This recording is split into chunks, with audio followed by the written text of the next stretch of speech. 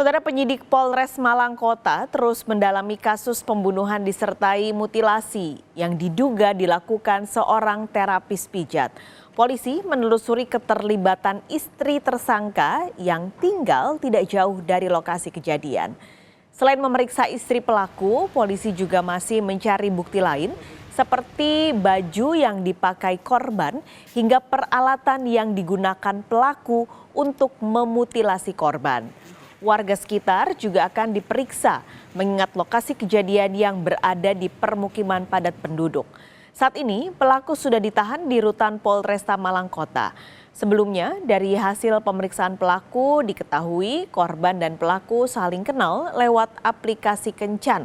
Kepada korban pelaku menawarkan jasa ilmu pelet. Namun korban protes karena merasa guna-guna tidak berhasil dan terjadilah cekcok yang berujung pelaku membunuh korban. Perkembangan informasi soal kasus mutilasi oleh terapis pijat di Malang, Jawa Timur akan disampaikan jurnalis Kompas TV, Nadifa Rahma. Nadifa, kabarnya polisi hari ini akan menggelar rilis untuk awak media soal perkembangan kasus ini. Pukul berapa, lalu kira-kira apa saja yang akan disampaikan oleh polisi?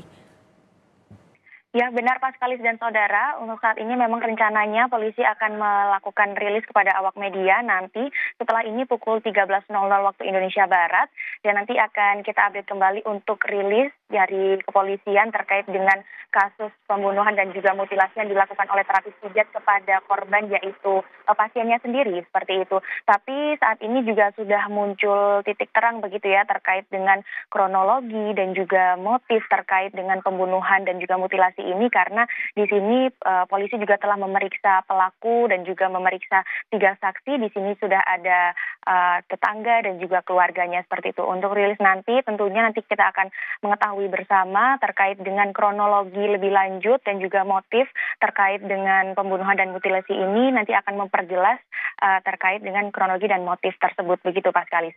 Nah, Nadifa, lalu sebenarnya sejauh ini bagaimana hasil penyelidikan polisi, terutama ini pemeriksaan terhadap istri pelaku yang tinggalnya tidak jauh dari lokasi kejadian?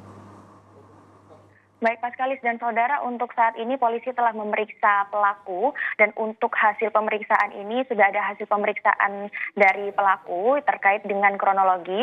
Tentu untuk kronologinya ini memang dari pelaku dan juga korban ini bertemunya memang dari aplikasi, di sebuah aplikasi seperti itu. Lalu si pelaku ini menawarkan jasa guna-guna atau ilmu hitam seperti itu. Tapi karena korban ini juga setuju untuk menggunakan jasa tersebut, tapi merasa komplain dan juga merasa tidak berfungsi begitu ya untuk ilmu hitamnya, akhirnya ia protes dan juga komplain dan akhirnya terjadilah adu mulut dan juga pembunuhan dan juga mutilasi yang dilakukan oleh pelaku kepada korban ini. Namun untuk pemeriksaan kepada istrinya ini nanti akan kita sampaikan lebih lanjut pada rilis nanti, karena pada rilis nanti juga akan ada terkait memperjelas terkait dengan kronologi dan juga motif. Tetapi untuk saat ini untuk istrinya sendiri setelah pada Kamis malam minggu lalu sang suami atau pelaku ini ditangkap di rumah kosnya, sang istri ini sempat kembali lagi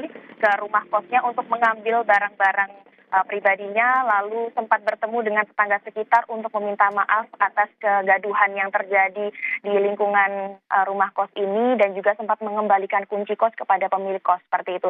Tapi untuk kronologi dan motif lebih lanjut dan untuk memperjelasnya nanti akan kita sampaikan dan juga kita update setelah rilis dari kepolisian pukul 13.00 waktu Indonesia Barat nanti Pak Skalis.